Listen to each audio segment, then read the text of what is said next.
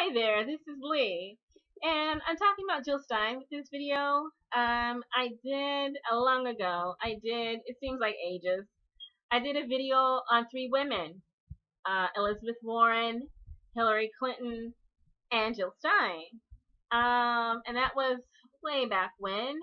Maybe it was May or June, and now it's August. And boy, have there's been some adventures along the way as they kind of moved across that chessboard alongside and around Bernie Sanders, and here we are.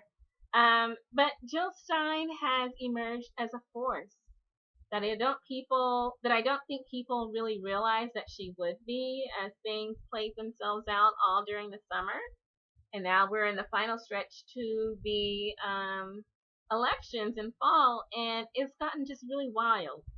I looked at her Wikipedia page again, and it's exploded.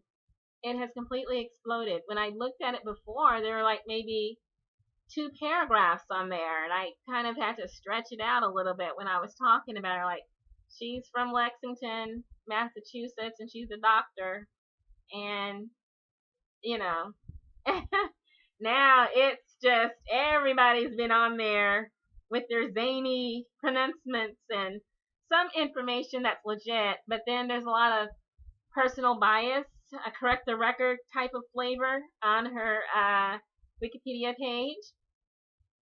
There's still a lot of the anti-vaxxer accusations, the anti-science, anti-GMO, anti-pesticide, and a lot of people ran with that. They, said, "Oh, Hillary Clinton's people said she's anti-science. She can't possibly be president." Uh, they didn't really stop to consider the source of their information, and the source of a lot of the information regarding Jill Stein is corrupted.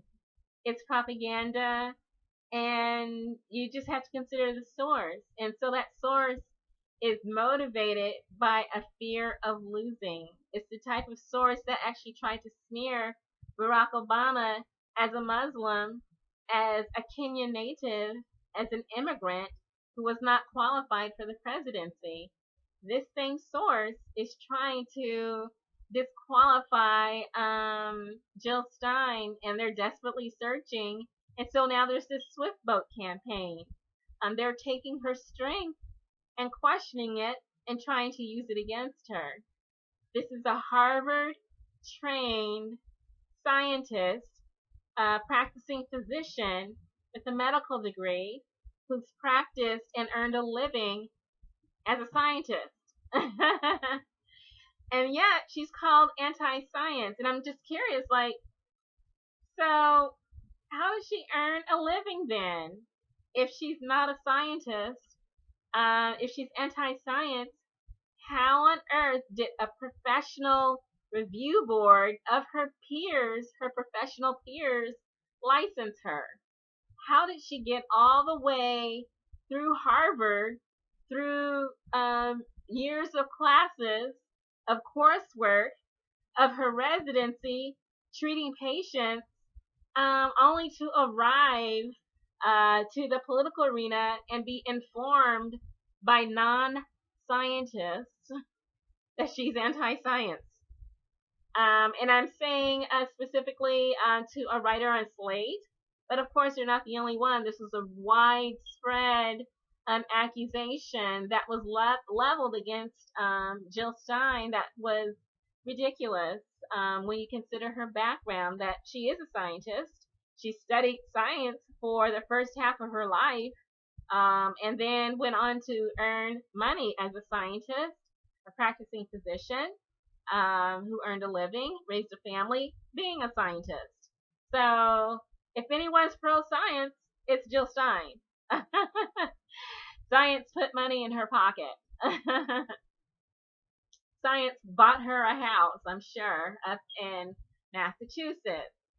But anyway, Jordan Wiseman of Slate said, "Well, I'm not a scientist, but I've just decided that Jill Stein is surely not, even though she is. And no one needs to really take my word for it, but I'm just going to give my word anyway. even though I don't know what I'm talking about. I'm going to say she's anti-science, and you're going to believe me because this is propaganda.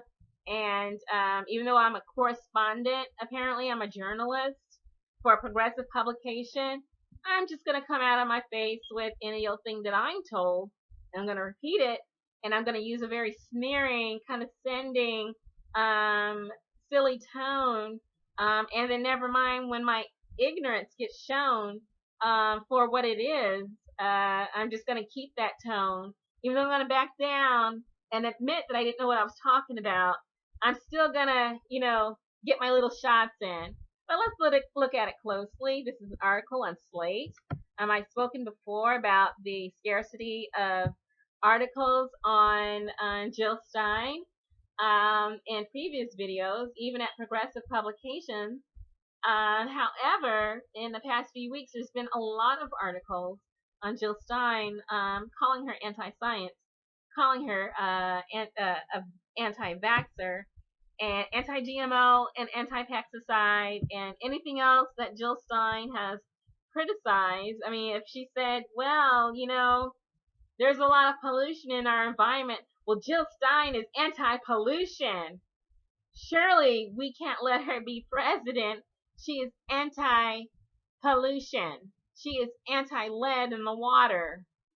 I'm going to write an article on that, and you're going to believe every word I say, apparently.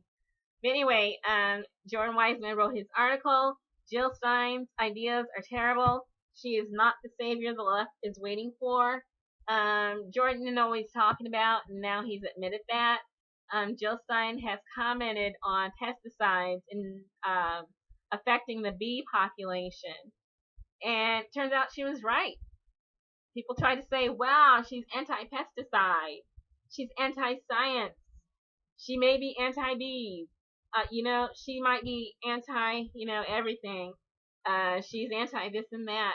But Jill Stein's position was borne out. There's a study from the United Kingdom that was published, peer-reviewed in Nature magazine, a well-regarded scientific publication, unlike Slate, that bore out Jill Stein's position on this. Turns out Jill Stein's ideas on pesticides were right on the money. Jordan Weissman had the fortitude to actually admit, after a lot of pretzel work, a lot of hem-hawing and going around in circles, he said, okay, she was right. But you know what? She's still, this and that and the other. So it's very reluctant. That's the type of journalism that we have to expect in our media these days. This is the level of research that we see. This is the level of objectivity. This is examining all sides to an issue. This is journalism. This is media ethics at Slate magazine with Jordan Weissman. Anyway, I'll post a link in the description, and hopefully by the time you get to Jill Stein's Wikipedia page, all that smearing about her pesticide stance will be corrected. But, corrective record only works for Hillary Clinton's campaign. I don't think they go back and correct their mistakes and smears that they make on other people. But it would be nice, I think. And in the meantime, there's also her stance on GMOs, which has inflamed the anger of Jordan, who's offended that Jill Stein has a problem with GMOs, even though she's the scientist and he is not. Still, he's going to reprimand her and tell her what she should be thinking. She should be thinking like big agriculture and big pharma tell her to, just like they tell Jordan.